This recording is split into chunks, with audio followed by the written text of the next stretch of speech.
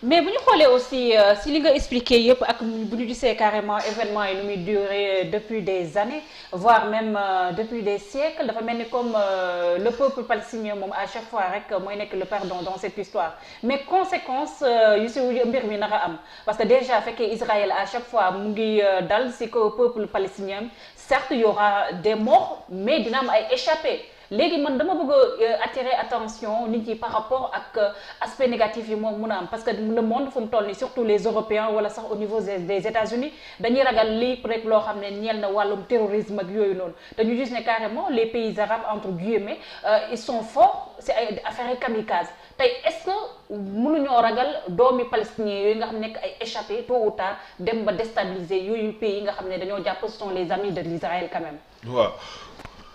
foofu aussi dañ fay def benn taxaw seetlu parce que gis nga tubaab bi dañu nekk ñoo xam ni dañu doy waar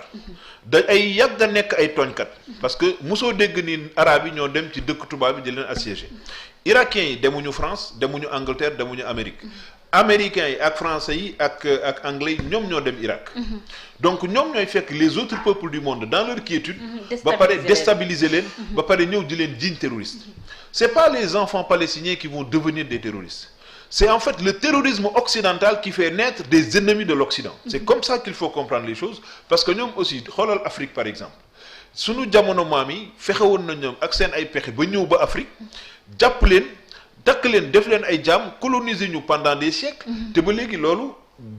léegi loolu dañagul parce que par exemple même sur le plan monétaire boo xoolee il contrôle nos économies yaa ngi may wax léegi le sommet de Paris par exemple donc ba léegi liy développer Afrique du France moo koy décider du États-Unis moo koy décider mais ay doomu Afrique ñoo koy décider et de l'intérieur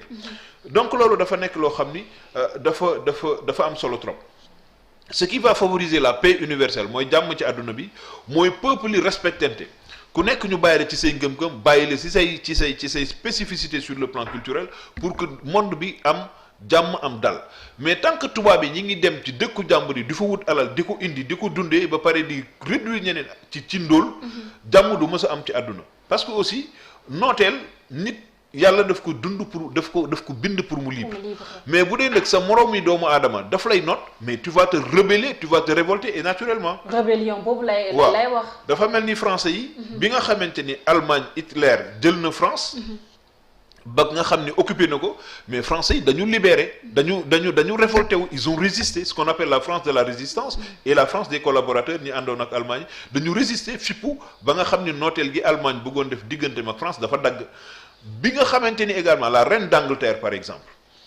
bi nga xamante ni américains yi dañ doon fay ce qu'on appelle une taxe à la reine d'Angleterre mais en 1776 ils ont livré une guerre d'indépendance ba Amérique jaaree fa am indépendance am moom boppam donc loolu ce sont des réactions naturelles des peuples envers leurs oppresseurs donc loolu dafa am solo ba nga xam ni il faut que quand même que tubaab yi ils ne cesseront jamais d'essayer de dominer les autres parties du monde mais nag il faut que ñi nga xam ni ce sont les dominés comme ñun les Africains et les Arabes ñu jóg pour dagg mbuumu ñaam googu boo xoolee la France ce qu'on appelle l'Indochine française mooy le Vietnam le Laos le Cambodge le Tonkin mais ñooñu France daf leen coloniser woon mais dañu jóg xeex ak français yi ba dóor leen à jëmbeen fu français yi daw génn en Asie de l'Asie du Sud-Est biñ ko defee américains yi ñëw pour remplacer les Français les Vietnamiens ont résisté pendant 25 ans alors que américains yi dañu yaakaaroon ne bu ñu ñëw Vietnam dañuy ñëw rek day nekk une partie de plaisir rek génn ci alors qu'ils se sont enlisés au Vietnam ba bi ñu fay génn dañu daw c'est le cas en Irak parce que la guerre de 91 bi muy jotee mu pare gis nga ce qui s'est passé ils ont tué plus d'1 million d'Irakiens rey Saddam Hussein seen président les Français se sont rendus en Libye du Libye moo dem France mais Libyens yi ñoo dem Français yi ñoo dem Libye fekk seen Kadhafi ñu jël ko rey ko monde bi yëpp di ci teg seen bët donc léegi tant que yooyu mi ngi am jàmm du mën a am ci àdduna bi il faudrait que les peuples apprennent à se respecter te Cheikh Anta Diop daf ko waxoon parce que dafa ni jàmm du mën a am ci àdduna bi un gouvernement mondial bu ñuy wax le nouvel ordre mondial Cheikh Anta Diop sax àddu woon na ci wax ko nee na du mën a am tant que peuple yi nekk ñu en équilibre de rapport de force maanaam ñoom ñu am am européens yi am bombe atomique africains yi am ko américains yi am ko ku nekk xam ni soo dalee sa morom mu riposter nga am problème tant que egguñu foofu on ne pourra pas parler de paix universelle, on ne pourra pas parler de gouvernance mondiale, de gouvernement mondial. On change maintenant de sujet, mais pour parler de ce sommet, sans qu'il y ait encore d'une propos, sommet de Paris sur le financement des économies africaines. Après 60 ans d'indépendance, nous menons comme les pays africains, parce que 17 pays africains nous ont mardi bi nous sommes dembu pour waxtané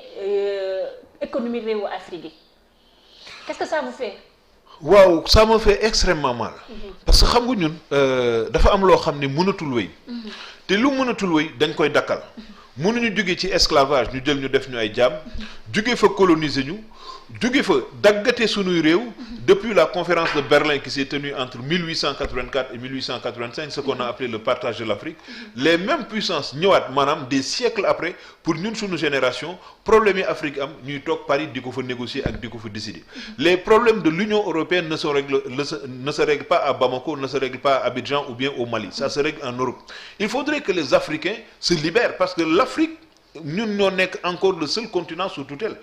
Même monnaie bi nga xam ne moom la ñu am activistes yu bëri ak ñu bëri dañ koy xeex monnaie bi ñuy jëfandikoo sax ñun moomuñu ko. France moo koy tëgg du ñu ko jox di ko déposer banque centrale ñu koy jaay di ko jëlaat di ko delluwaat France ba léegi te loolu dafa xam loo xam ni dafa nekk lu doy waar. soo gisee ressources yi ñuy tabaxee Europe c'est des ressources qui proviennent de l'Afrique.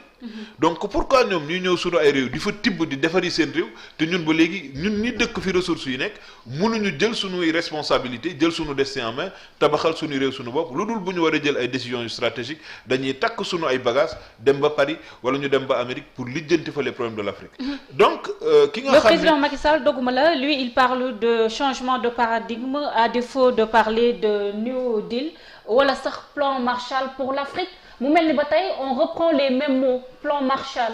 New Deal.